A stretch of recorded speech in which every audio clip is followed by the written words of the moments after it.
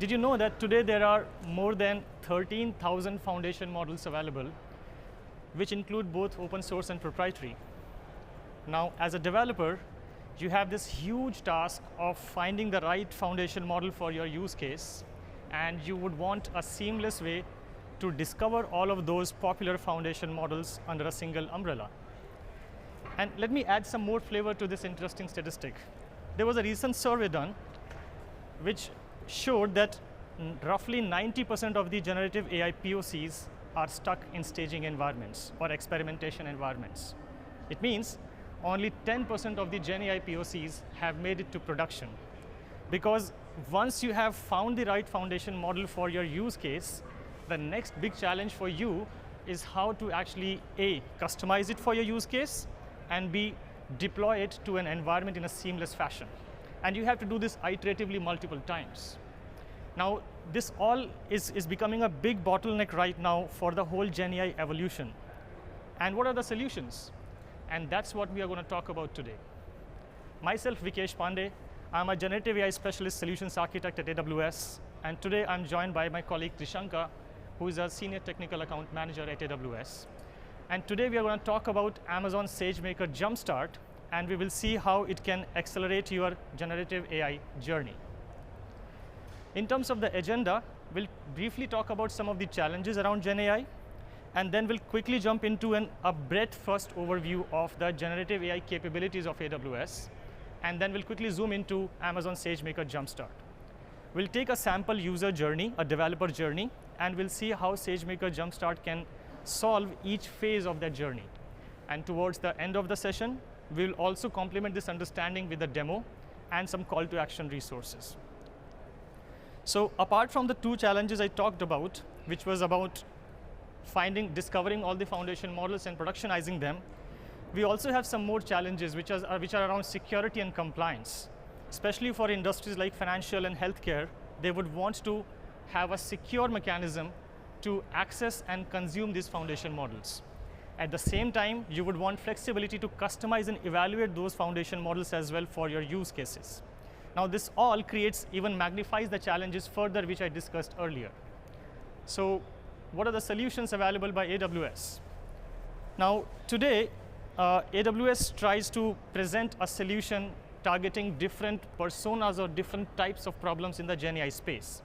We call it our generative AI stack, what you see on the screen. Let's start from the bottom layer. At the bottom layer, we have something which we call as infrastructure layer. This is for the developers who would want to create a complete bespoke and DIY environment for your generative AI use cases, and they can leverage some of the NVIDIA off-the-shelf GPUs or even AWS custom hardware accelerators like AWS Trainium and Inferentia, along with other CPU offerings. So you choose your EC2 instance, you choose your model, and you go on with it from there. But what if you want more managed experience and you don't want to go through that process of setting up the whole infrastructure by yourself? Then that's where the model building and training layer comes into picture, which is heavily dominated by Amazon SageMaker. Amazon SageMaker provides you a managed experience to cover the end-to-end machine learning workflow, including discovering, evaluating, and deploying foundation models. And if you go up in the hierarchy here, the next level is about managed services, where you want a serverless experience, because in SageMaker, you still have to choose an EC2 instance of your choice to deploy the foundation model. What if you don't want to do that? Then you can use Amazon Bedrock, where you have a curated list of selected foundation models, including both open source and proprietary, where you can access all of the foundation models serverlessly with a single API. And at the top layer of it, we have the generative AI applications layer, where you can have something like Amazon Code Whisperer, which is an AI-powered code companion, which you can install in your choice of IDE, and it can generate code for you, and you can basically accelerate your development experience. For today's session, we're going to focus on the foundation models on Amazon SageMaker layer itself.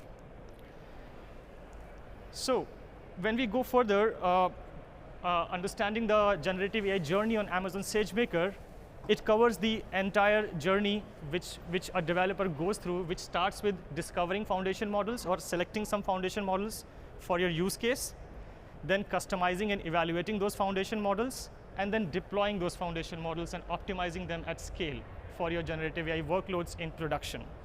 You can do all of that from Amazon SageMaker Studio IDE, which is a machine learning IDE created by Amazon SageMaker.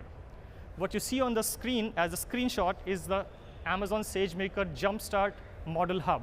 It's a model hub created by SageMaker, which you can access from Studio itself. You can also access it via API, but this gives you a nice WYSIWYG experience. So let's pick up a journey where we will see how we can discover and select foundation models using JumpStart, how we can customize and evaluate, and how we can eventually deploy those models. So when it comes to discoverability, SageMaker JumpStart covers a variety of models. In fact, today it has hundreds of foundation models available. From those 13,000 foundation models, we have hundreds of those, which are few of the most popular ones, which you can see on the screen. And it includes both proprietary and open source. So proprietary model providers like AI21 Labs or Cohere models are available there. At the same time, we have a variety of open source models coming from Hugging Face, Meta AI, Databricks, Stability AI, etc. In fact, Meta's Llama 3 model, which just was released a few days back, also landed on Amazon SageMaker just a couple of days back. And this list is just growing at a very fast pace. We also added Mistral models, so Mistral 7B and Mistral 8x7B models is also available on SageMaker JumpStart for you to deploy or fine-tune. So basically, you get into SageMaker Studio, you browse the foundation model catalog, which is presented to you. You pick a particular model, and you can view the model-specific information in the form of a model card. When you click on a particular model entry in SageMaker JumpStart Model Hub, you can see all the details about the model, which talks about what is the size of the model, what is the description of the model, number of parameters, preferred token lengths, etc. It will also give you information about the licensing information, whether it's Apache 2.0 or MIT 0 or whatnot. It will also give you a description about what are some of the common use cases for which this foundation model can be used. And on the UI itself, you will have some quick actions, like you can fine-tune the model, you can deploy the foundation model, all from the UI. And you can do all of this from the API as well, which I'll cover in the later parts of the slide. So we talked about the select and discover phase, where you get into SageMaker Studio, you access SageMaker JumpStart Model Hub, you find the right foundation model for your choice, let's say, or for your preference, you read the model-specific information, and then you take the next action. That next action generally is about evaluating and analyzing the foundation model. You would not want to pick a foundation model just because it was performing wonderfully well on an open source benchmark. You would want to make sure that that model also performs well on your own data set and your own evaluation metrics. And this is a very painful task. Evaluating LLMs today is very complicated, highly iterative, and it can be quite time-consuming task as well.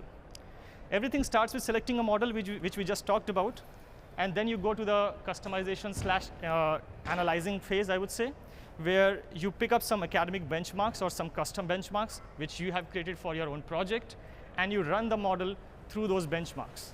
Now, building these benchmarks and executing these benchmarks is a lot of work. It requires highly specialized skills. You have to define a certain criteria, i.e. metrics, and you would want to run the evaluation against those metrics to see if the model performs to the desired task with the desired accuracy, precision, recall, or whatnot. So you would basically try to monitor everything, right? And when you monitor it, it may perform well with your results, with your desired metrics results, or it may not. What if it does not? You go back to selection of the model, you again define the criteria and the benchmarks, you again do the whole evaluation, again do the monitoring. So it keeps going into the loop. And that's what actually takes a lot of time and effort. The process which I just explained in terms of iteratively choosing the model and monitoring the model has to be done twice. Once for qualitative analysis and once for quantitative analysis. The quantitative analysis is basically where you would want to measure the model's performance on some mathematical driven metrics like precision, recall, perplexity score, etc.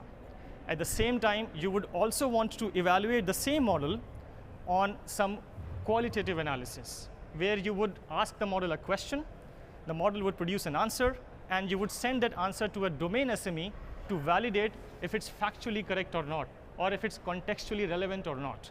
So you have to do it twice, basically, once for quantitative and once for qualitative accesses.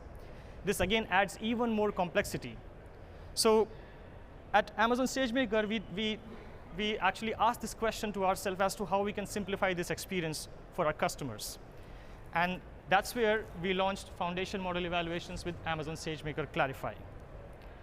This particular feature automates pretty much everything I just talked about, where you can bring your own data set, pick a particular use case, define your own metrics, define the mode of evaluation, be it automatic or human-driven. So automatic is the, again, quantitative one, and the human-driven is the qualitative one. We call it automated and human-driven in SageMaker's world. So you can choose the type of evaluation, choose a data set of your choice. It's already integrated with other Amazon SageMaker pieces, so you can fit it in your MLOps pipeline, etc. And it also supports some compliance standards like ISO and NIST. So how does this work exactly? One of the key messaging which I want to land with this particular feature here is that SageMaker Foundation Model Evaluator is model agnostic. And I would even say it's AWS agnostic. You can use it to evaluate any model under the sun, whether it's hosted in AWS or outside AWS. Because this feature is powered by an open source library called FMEval, which you can search on GitHub. It's open source library. Just pick up the library, customize it as per your use case, and you can use it for any model of your choice, even if it's hosted outside AWS. So you pick up a model, then you pick up a task. There are 4 different categories of tasks which are supported by this evaluator, which is general text generation, summarization, question answering, and text classification. Once you have chosen the task, then you choose the mode of evaluation. Again, qualitative versus quantitative, so be it automated or human-driven evaluation. If you choose automated evaluation mode, then there are some built-in data sets and algorithms which FM Evaluator already provides to you, but you can override those data sets and provide your own data sets. So there would be a built-in algorithm given by Foundation Model Evaluator. You provide your own data set, and then it will produce the metrics or the results in terms of accuracy, robustness, stereotype, toxicity results, etc. You can do the same thing with human-based evaluations as well, but in case of human-based evaluation, there is no algorithm provided by SageMaker, because your domain expert's brain is the algorithm here. You are using your domain experts to validate or evaluate the model's response. And that's why human-based evaluation supports custom metrics. The afternoon sessions have now finished. Drinks are being served in the partner expo area. Because it happens because in case of human evaluation, you are defining your own approach of evaluation. Hence, you can define your own custom metrics as well. And in terms of results, it will publish a bunch of reports for you, which will be stored in an S3 location, an S3 output location of your choice. And the report would be accessible in the form of PDF, in the form of Markdown files, and it will also produce a JSON output. So you can feed it into a downstream application or in an MLOps pipeline process to do the further processing of that output. So we talked about 2 phases so far. The select and discover phase, where you go to JumpStart in SageMaker Studio, you find the foundation model of your choice, you pick up a model, you run it through Model Evaluator, you choose the mode of evaluation, automated or human-driven, and now you have done all of that, and now you're ready to deploy the model or take it to production. When you take it to production, there are broadly 4 aspects. There can be more, but we are restricting ourselves to 4 here, which are real-time inference, API integration, auto-scaling, and security. At a bare minimum, you would want at least these 4 things to be there before you can actually put it in production. So for deploying, again, if you're using SageMaker Studio, it will provide you a single-click deploy experience with smart defaults, which are based on a trade-off of cost, throughput, and latency. It will also do some smart defaults for you in terms of VPC and IAM configurations, but you can obviously override them if you want to. But what if you want to deploy it via APIs? Then yes, you have that option as well. And in that, actually, there are 2 ways in which you can deploy it via the SageMaker Python SDK. If you're using the native SageMaker Python SDK experience, then you first retrieve a LLM compatible container image, which in this particular example, I'm retrieving a Hugging Face LLM image here. Once you have retrieved that image, then you specify the inference configuration or deployment instance configuration in terms of instance type. In this example, I'm using the text generation interface of Hugging Face, or TGI container basically. So you specify the TGI config, etc. and then you create a logical model object in SageMaker and hit deploy, right? This is all you have to do. You have to do basically 5 steps to deploy a foundation model if you use the native SageMaker Python SDK experience. Now, SageMaker Python SDK has also an elevated experience specifically for JumpStart, in which you just have to wrap all of this code in just 2 lines. So it basically abstracts away all of these 5 steps into simple 1 step, where you just create a JumpStart model object and hit deploy. As simple as that. And it will take some smart defaults under the hood, and it will deploy the model. You will have a private HTTPS endpoint, and you can start consuming it. Now, when we talk about the deployment, let's go a bit under the hood and, as to how exactly this deployment works, right? There are some moving parts of this when we actually just call deploy. The first part is obviously the infrastructure. So you are choosing an EC2 instance of your choice, which can be CPU, GPU, and it can also be serverless. SageMaker does support serverless inference as well. Then you have to choose a container. So in the previous example I showed, we were using this Hugging Face TGI container, right? But you have the choice of using any other container. In fact, SageMaker does provide containers for TensorFlow, PyTorch, MXNet, Hugging Face, Gluon, etc. And you can always bring a custom container of your choice and use it on SageMaker to deploy a foundation model. And next, obviously, is the model, where you have a way to either deploy a single model with a single container, or you can deploy multiple models with multiple containers. So there's a many-to-many relationship between models and containers, as you can see on the screen. And you can choose the recipe which works best for your use case. In terms of consumption patterns, you have the real-time consumption pattern, where you get a sub-single-digit millisecond latency response for all of your inference requests. You have a near real-time asynchronous response, where your requests will be queued, and they will be processed one by one from the queue. And the third one is the batch inference option, where you can just throw a CSV and it will process the whole input request. It will produce a CSV output, and it will put that into an S3 bucket of your choice. Going forward, again, so we talked about the different components like model, container, and the infrastructure. Let's go a bit more deeper into the container space, because that is where most of the development right now is happening in the deployment phase. At SageMaker, we looked at the different customer requirements which were coming from all directions. Some of the customer wanted to use deep speed for GPU distribution and optimization. Some of them wanted to use flash attention. Some of them wanted to use accelerate, etc. So that's why we saw that gap, and we created a new SageMaker container. In fact, this was launched last reInvent itself, which we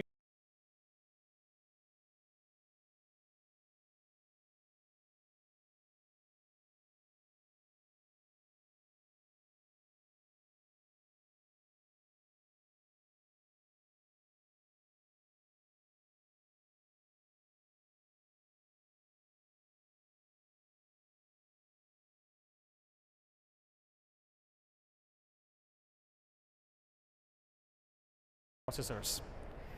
On top of these library support, or these CUDA library supports, we have the PyTorch framework. So the LMI container uses the latest version of PyTorch to serve the models. And using the PyTorch, it provides GPU distribution support, layer support, where it has a lot of cross-platform library support. You can use deep speed, you can use accelerate, you can use faster transformer. If you're using AWS Inferentia, then you can use NeuronX, Transformer NeuronX library as well. So you have a variety of options, and all of these libraries are pre-installed in the container. You don't have to do any pip installs. And on top of that, we have this serving layer, the REST API layer, or you can call it as the API layer, which is DGL serving, which is again a Java library created by Amazon itself. And we wrap all of these components into a single container, and this container is accessible from SageMaker provided ECR repository URLs. You can use this container, pick up a model of your choice, and hit deploy.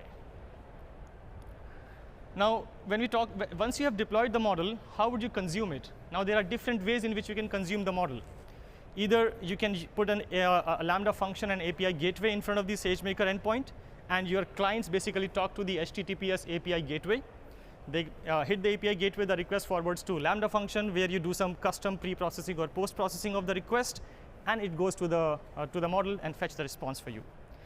If you do not want any custom pre-processing or post-processing, you have the choice to directly invoke the SageMaker endpoint right from the API gateway as well. Apart from this, there are some programmatic interfaces available as well. If you do not want to consume it via an HTTPS endpoint and purely via code, then you can use either the Boto3 library, which is the AWS SDK Python library, or the SageMaker Python SDK library to actually just call the invoke endpoint or predict methods, and it will basically do the inference for you. You provide the payload as part of this method arguments. And the last and the most obvious way is to just hit SIG-v4, where you can just connect via an HTTPS protocol. So in terms of security, when you actually deploy this model, one of the key aspect of SageMaker JumpStart is that it is network isolated. You can actually deploy a foundation model in a VPC. So SageMaker Studio is running in a VPC, and that VPC can have no internet access, and still your model will be deployed and run into the environment. Why? Because these models run in a network isolation mode by default. It means no egress and ingress can happen from the container to the internet unless you provide your own tunnels. And obviously, you can specify your private VPC configurations and subnet configurations and whatnot. So we talked about the deploy experience. So just to give you a recap, we talked about the select and discover. We talked about the evaluate phase and the deployment phase. Now there's an advanced phase as well where you would want to customize the foundation model for your use case, i.e. fine-tune the model. So let's understand what are the different ways in which we can fine-tune the model on Amazon SageMaker JumpStart. So the first and obvious way is to just go to the UI, the same model hub. You open a model and it will show you the model card, model description, and you'll have the deploy option, and at the side of the deploy option, you also have the train option, by which you can supply your own data set, and you can fine-tune the model based on your own use case. The fine-tuned model's weights would be stored in an S3 bucket of your choice, so you have full control over the model binary. You can control what all hyperparameters you want to tune, and obviously you can also choose the instance type on which you would want to run your tuning job.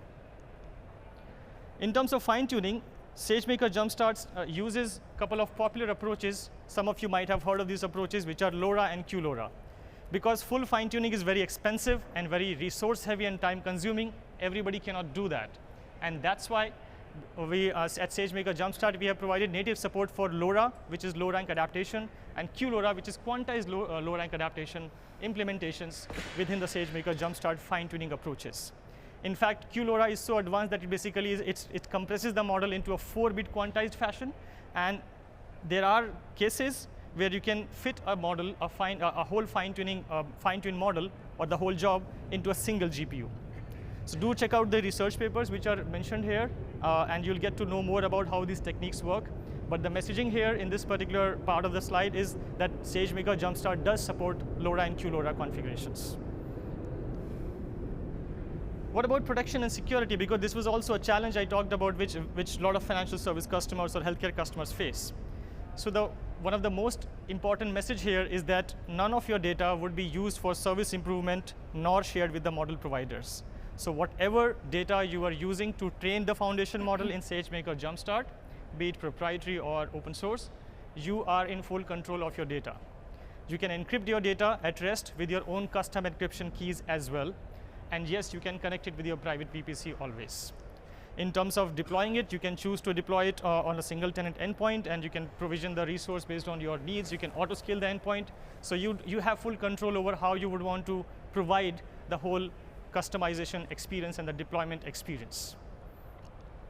So I talked about all of these capabilities, right? So let's see some of these capabilities in action, where my colleague Tishanka will walk you through a demo of all of this user journey. Thank you, Vikesh. Good afternoon, everyone. In the next few minutes, I'll show you how to discover a model, evaluate the model, deploy it, and finally fine-tune it, all using Amazon SageMaker JumpStart. So let's get started. Let me begin by giving you a quick walkthrough of the Studio console. So on the left side, under Applications, you will find a few IDEs, like JupyterLab, RStudio, Code Editor. Then there is SageMaker Canvas and SageMaker Studio Classic, which is the older version of SageMaker Studio. So in order for me to access a JupyterLab notebook, I would first need to create a JupyterLab space. So let's do that.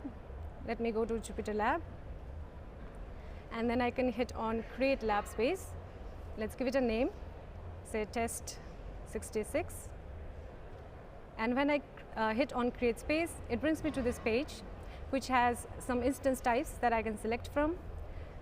Then there is the SageMaker distribution image, which is all the data science libraries as well as Python SDK pre-installed in it.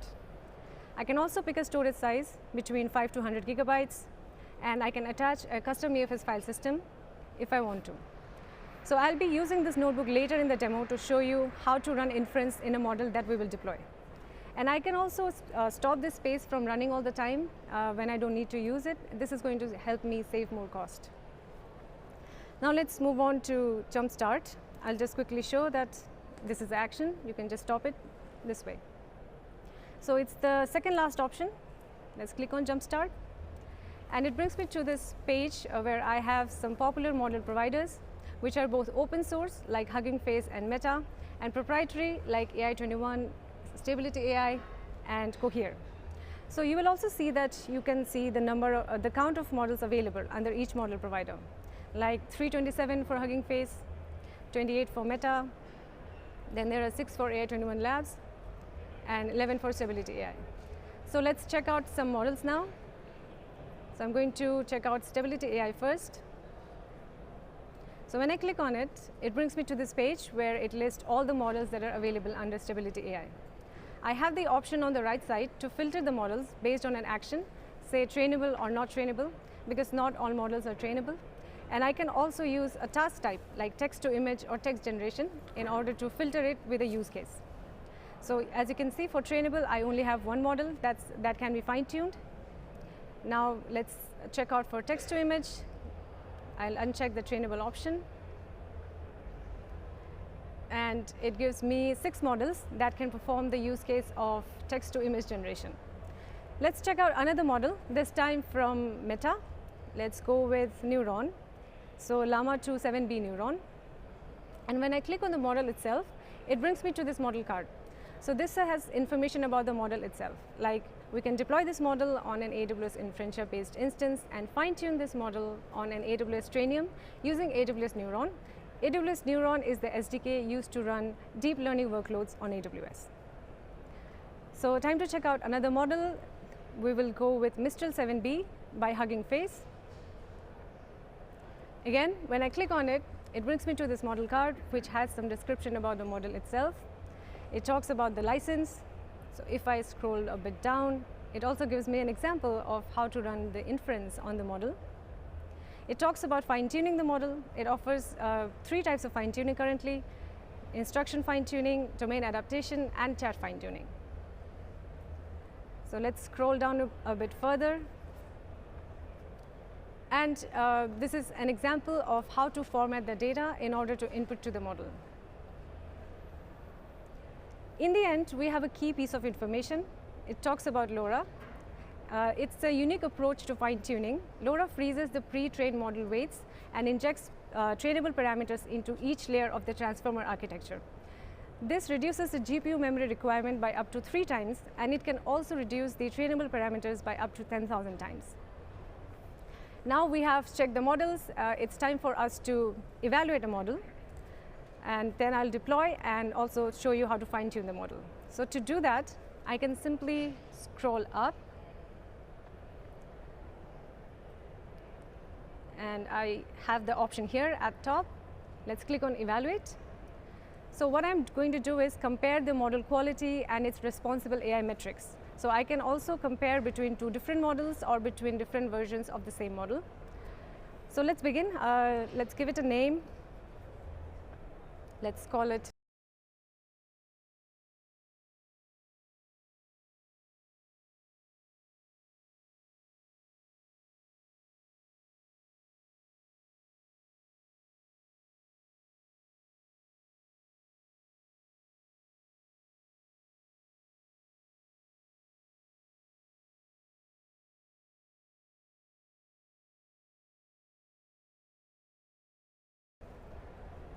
Now I can select an evaluation task based on the model. So I'll have some listed here, like text summarization. And against each evaluation task, there would be evaluation metrics that the model would be evaluated against, and it will give it some scores. So if I pick Q&A, I'll have evaluation metrics listed against that. So let's move on with text summarization. Now for accuracy, I can use my own data set or a built-in data set. So I will stick with the built-in data set, which is from GigaWord. The same for toxicity. Let's stick with the built-in data set. And similarly, the same for semantic robustness. Now I need to specify an S3 bucket. So this is going to be the bucket where the evaluation results will be stored once the job is successfully run. So this is the S3 bucket. And I'll stick with one instance count, and the instance type is MLM52X large. I would also need to provide an IAM role, which is the SageMaker execution role, and this should have all the permissions to run this job successfully. So everything is set. I can hit next. This is just a summary page. It shows me all the configuration that I have done for the evaluation job, and I can hit the create resource option. So as you might have guessed, it takes some time, and which is why I have already created an evaluation job that I can access under jobs, model evaluations. And this is the job that was completed successfully. So let's click on this. And it's going to give me this link that's highlighted in blue. When I click on the view evaluation results, it will take me to my S3 bucket where the evaluation results are saved. I have pre-downloaded the PDF report from my S3 bucket. This is what it looks like. So it specifies that the model evaluation was done with SageMaker Clarify. This is the evaluation report. It was done for task summarization. Then for the evaluation metrics like accuracy, toxicity, it is also giving it some scores listed against the metric itself. So as you can see here, we have some scores for accuracy, toxicity. If I scroll down, I can also find the top 5 examples with highest scores, like this one. So this is an example that got the highest scores measured against parameters like toxicity, obscene, insult, threat, and so on. So let's scroll a bit down, and I can find the bottom 5 examples that got the lowest scores. So these are the inputs and measured against the same parameters. So we have done the evaluation. We like the results. Now let's move on and deploy the model. So let's go back to the same model, Mistral 7B. And this time, we are going to hit the deploy option. So this will bring me this page, which has an endpoint name that is pre-populated. This is what we're going to use to run inference. And then there are some instance types that are, again, recommended for a particular model type. So if I want, I can choose a larger one, but I'll stick with this one for the demo. The instance count, let it be 1. Number of accelerators, 1 is fine. I need just 1 copy, so I'll stick with 1. And we have some advanced options, which are mainly the security options. So here I can pick an IAM role. If I don't, then it will go with the SageMaker default role. Yeah, this one. And for VPC, let's stick with no VPC. It's not a mandatory thing for now. And no custom encryption. I can also enable network isolation, which will mean that my containers will run in isolation and they will not be able to make any outbound network calls. Finally, we have the environment variables. We have SageMaker program, which has inference.py. This is a file that has the inference logic. Then we have some important ones like maximum input length, which is 8191, maximum total tokens, 8192, and then we can hit on deploy. In the interest of time, I have deployed the model that I can access under deployments, under endpoints, and this is the model. I can just click on the name here. And then I get this summary of the endpoint. So it can run a real-time inference, it's in service. I can quickly check the settings, like what configuration I have done. And then there is also a test inference, which is with AWS SDK for Python. So this is a very good use case inference code that we can use in order to test the model. I'm going to use this code and access my notebook that I created earlier and run it and see what output the model gives me. So let's copy this. and I'm going to paste it here. This is my notebook. This is what it looks like. So in the beginning, I'm just importing some libraries like JSON, Boto3. This is the endpoint name that specifies the endpoint of the model that I just deployed. Then I'm creating the SageMaker runtime client. After that, I'm invoking the client, invoking the endpoint. I'm passing it some information like endpoint name, inference component name, content type, body, and so on. So I'll be showing you two different use cases. First one is the sentiment analysis use case. I'm giving it a few short prompts, like I have given it 3 tweets and listed a sentiment against each tweet. Let's say I hate it when my phone battery dies and the sentiment is negative. My day has been +1, so it's a positive sentiment. And the job of the model now is to determine whether the 4th tweet, this new music video was incredible, what's the sentiment for this one. The next use case I have is a simple recipe generation use case. I'm just going to ask it a simple question like, what is the recipe for a delicious lemon cheesecake? And we will see what the model comes up with. So let's do that. In order to run this, I can simply go to the top toolbar and execute this. Okay, so as you can see, the model was able to determine the last tweet. It says it was positive, which is correct. And for the recipe generation, it has given me a list of ingredients and also the method to prepare it. But if you check, you will see that it stops abruptly at step 4. That's because the maximum tokens allowed, I specified is 200. Now, moving on to the final part, I'll go back to the model itself. And this time, we will fine-tune the model.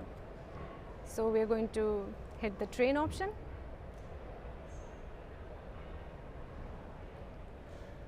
And it reiterates that this model is pre-trained. All I'm doing is fine-tuning it. I'm not training it from scratch.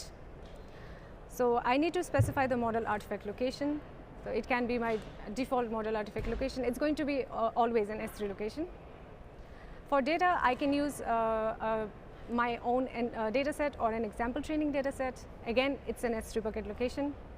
Hyperparameters. These are the parameters that users like myself can use to control the learning process of the model.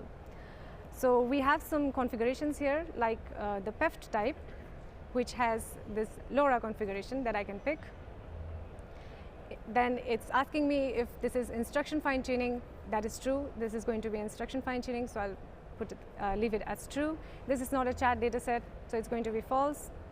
Epochs. This is the number of passes that the algorithm makes through the training data. I let it be 1 for now. And I can also customize the other hyperparameters like learning rate, LoRa R, LoRa alpha, and so on.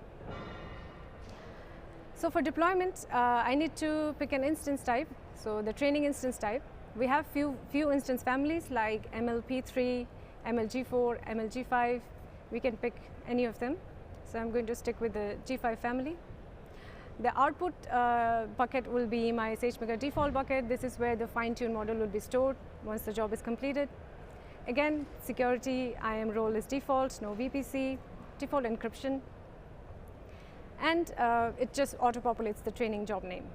So I'm going to hit submit, and this is going to execute this job. This is what it looks like. But while it does that, I can show you how to do the same thing using the notebook. So you will find the code in GitHub, and you can use, you'll be given the links in the upcoming slides. So I have pre-downloaded them and cloned them in my notebook. This is what it looks like. So there are different use cases, like you can try instruction fine-tuning or domain adaptation. I'll quickly show the instruction fine-tuning part. So at first, we're just importing some libraries. I'm going to use a subset of the Dolly dataset in an instruction fine-tuning format. So again, we are importing Boto3, SageMaker, JSON. And we also need to split the dataset into training and test dataset, which I'm doing here in this step. And moving on, here are the hyperparameters that I was just showing you in the console. You can also make changes here. If you want, you can add LoRa. I'm not going to make the change right now. And in order to start the training, you can simply use this command where you are importing JumpStart estimator. and this is going to start the training. After that, when it's done, we can deploy the inference endpoints and finally clean up the endpoint. So that was it for the demo. With that, I'm going to hand it back to Vikesh. Thanks, Rishanka, for walking us through the demo of the whole user journey. So like I promised in the beginning of the session, I'm going to leave you all with some interesting resources and helpful resources to extend your learning further. So you can access the SageMaker JumpStart Foundation Model documentation, the SageMaker Clarify Foundation Model Evaluator, and we also have SageMaker JumpStart samples available on GitHub. So do check these out and do let us know any feedback via GitHub itself. Apart from that, we also have the Skill Builder courses available where you can access this skill build on skillbuilder.aws. There are a variety of training courses available. There's a 7-day free trial available as well. So do check out the catalog of all the training courses available there to extend your learning onto different services in AWS. And that's all from our side. It's been a pleasure. Thank you. Thank you.